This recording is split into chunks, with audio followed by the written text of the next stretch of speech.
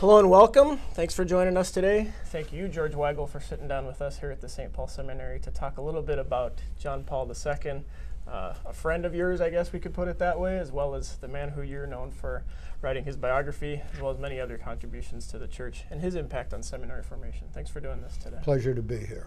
Awesome. What's your travel schedule like these days? I know you just got off a flight a couple hours ago. You're doing a talk on Vatican II at the seminary here tonight. What's the circuit look like for George The circuit Weigel has these been days? very busy. Yeah. I was in Cincinnati and New York last week. I'm here in the great Twin Cities this week, and I'm off to Rome to teach at the Angelicum a week from tomorrow. Wow.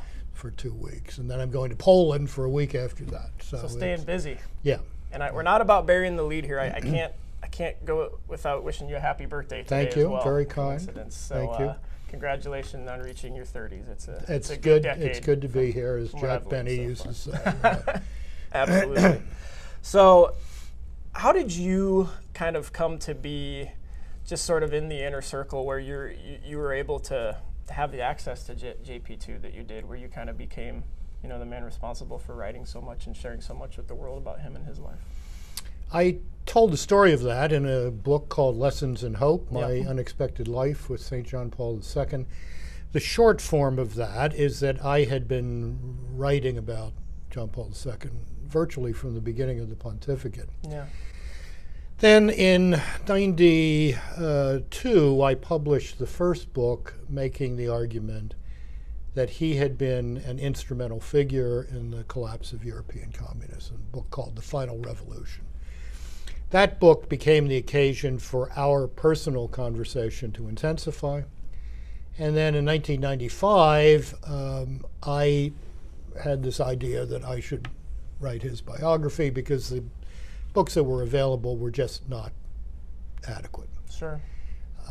So I pitched that idea, and he agreed that it would be a good idea if I did this and that he would be as cooperative as his very busy schedule permitted. And so I uprooted my life and did that for the next 3 years, and then handed him the book out at Castel Gandolfo on September 12th, 1999. And then published the second volume 5 years after he died. Sure. To bring the story to a conclusion. And the rest is history, as they say. What kind of views on specifically seminary formation did he endorse? What were some of the important things to him? John Paul II had, I would call, a heroic idea of the priesthood. Yeah. The priest is the servant of the servants of God. That's not just a title for the Pope. The priesthood exists to sanctify and empower the people of God to be the missionary disciples they were baptized to be. And I think from his Krakowian experience, both during the Second World War and during the communist period, he saw priests as defenders of the rights of their people. So he had a very high notion of the priesthood. Now, he was also deeply influenced in his own ministry by the example of St. John Vianney. He said early on in his priestly life that, like John Vianney, he was going to be a prisoner of the confessional. I think he was formed into a dynamic young priest really in cooperation with these university students that he gathered around himself at the parish of St. Florian in Krakow. As he was forming them into mature Christian adults, they were forming him into a dynamic priest, and he was getting an insight existentially, if you will, into the challenges faced by lay Catholics in what in those days, of course, were very difficult circumstances. So where does that leave us with seminaries? I think he, as he wrote in the Apostolic Exhortation Pastoris Dabo Vobis, we have many forms of formation. There's human formation, there's spiritual formation, there's intellectual formation, liturgical formation. All of these have to work together, but the foundation of all of that is human formation. You want mature adults entering the priesthood. And then you want mature adults who are radically converted Christian disciples. I mean, if I were a vocation director, the first question I would ask a guy coming in, and I think this is in the JP2 model, is not when did this idea of becoming a priest enter your head. It would be, when did you become a friend of Jesus Christ? Tell me about that. Tell me about your life as a missionary disciple already, and then we'll talk about the priesthood as a way to express that. I think it's particularly important in the United States today. We have a fine college seminary in the Archdiocese of Washington, where I live, St. John Paul II Seminary. And I gave a talk to these guys, I don't know, a couple of years ago maybe. Yeah. And I said to them, if you don't understand that you're entering a missionary vocation, leave now. You'll save yourself and the rest of us a lot of trouble. You're going to have to go out and recruit a congregation and deepen the faith of the people assigned to your pastoral care so they can help you recruit that congregation. Because we're living in cultural circumstances right now where the congregation isn't going to be self-forming. Sure. So those are some things that occur to me. Yeah, you mentioned Pastoris Dabo Vobis. That's obviously been foundational for how seminaries are run and operate today. What were some other kind of highlights that stood out to you from that? I think the fact that the Pope wrote a letter to priests every Holy Thursday when the Church marks the institution of the sacramental priesthood, the ministerial priesthood, was a very important sign. He would visit seminaries on his pastoral visits around the world. And the effects of this were just frankly colossal. I mean, I don't know a young man ordained between, say, the late 1980s and frankly now, who would not say that John Paul II was one of his inspirations in entering the seminary and seeking to be ordained a Catholic priest. There might be a few, but they're quite the minority. And I think that serves the Church well to have this idea of dynamic service, the empowerment of people for mission in a missionary church at the center of priestly identity. Absolutely. You wrote in your syndicated column, which is published all over the world really now, I might butcher the headline, but it was something along the lines of, the good news is that the bad news isn't all the news there is. Yes, it's actually a title I stole from a book by my old friend Ben Wattenberg. Okay. But Ben is long dead and the book is out of print. Okay, so I felt you're covered. that I'm covered. Well, it was great. I mean, there's obviously a great headline, but you mentioned a lot of reasons for hope amid the cultural times that we're in. And I think the first thing on kind of your list was seminaries. What evidence do you see for seminary formation doing good things, especially here in the United States? I see the evidence in my own eyes. I mean, frankly, I'm frequently speaking at seminaries. I teach seminarians both in Rome and here in the U.S. occasionally. And seminary formation, while not perfect, nothing in this world is perfect, is infinitely better than it was 40 years ago. Part of that, frankly, is in response to the abuse crisis. Sure. We're not going to do that again, so let's figure out why that happened and see what kind of safeguards we can put in place.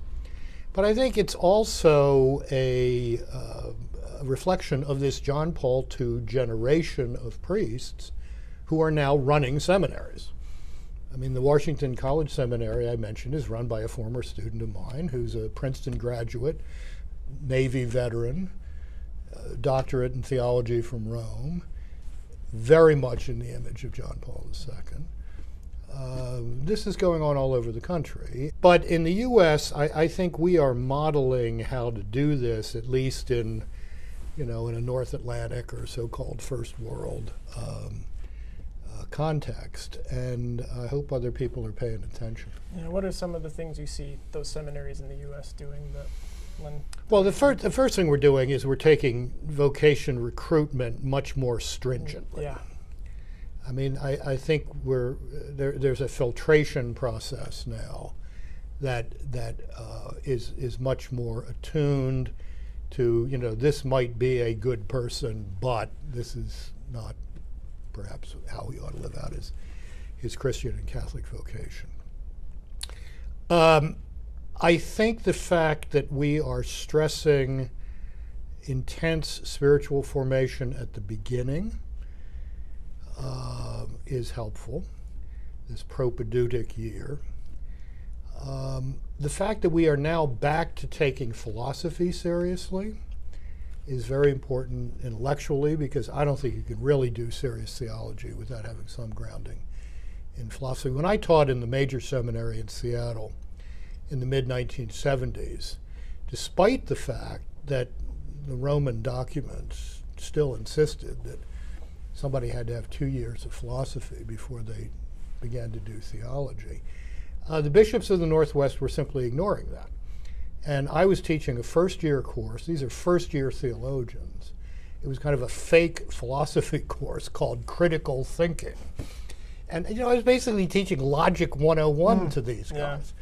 And this is just not sufficient. Yeah. It's just not sufficient. So the fact that we're back on the former track, improved philosophy and then theology, that helps. Where are we not doing so well? We have a lot of work to do on preaching. The single biggest complaint from the consumer side of this business is over preaching. Getting better, but it needs to be improved more. And I think we also have to face the fact that we've got 2 generations of very badly catechized Catholics in the U.S. So catechetical preaching is important too. We had in my parish for years in suburban Washington a wonderful man, an older priest, lovely guy, very well read, was never a pastor because he couldn't organize a 2-car funeral procession if his life depended on it. But he was, he would sometimes like to show his erudition. And, we have this wonderful text during Advent at Sunday Mass, the Isaiah text. And one Sunday, he's up there talking about Trito Isaiah.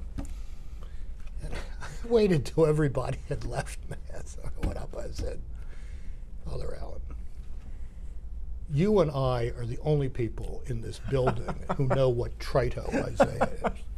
They don't care about Isaiah, Deutero Isaiah, or Trito Isaiah. Tell them what it means. Yeah. Tell them how this text helps them see the world straight. Yeah. Makes sense. Last one, and we'll get you out of here.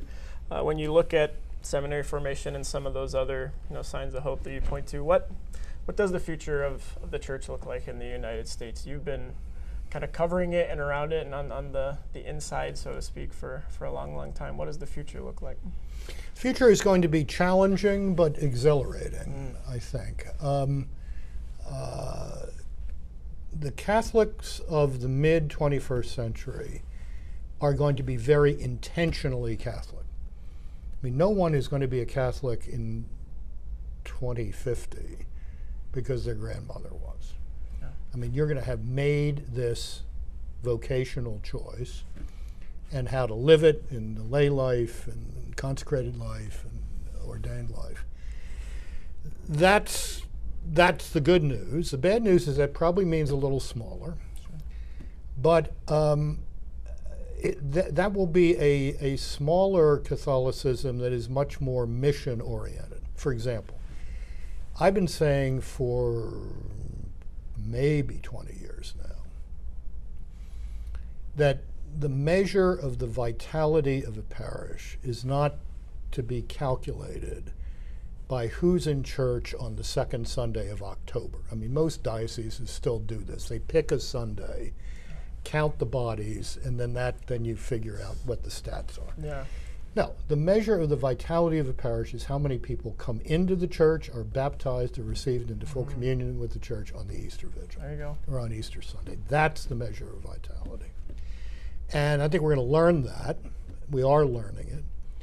And that's a good thing, because we're going to have to grow this. And it's not going to grow the way it did when this, great church in the upper Midwest was being founded in the mid to late 19th century, and it was ethnically driven. If you were German or Irish or Polish or whatever, you were Catholic.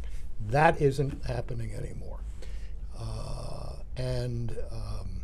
Therefore, the priests of the future are going to have to be missionaries here in established parishes. Awesome.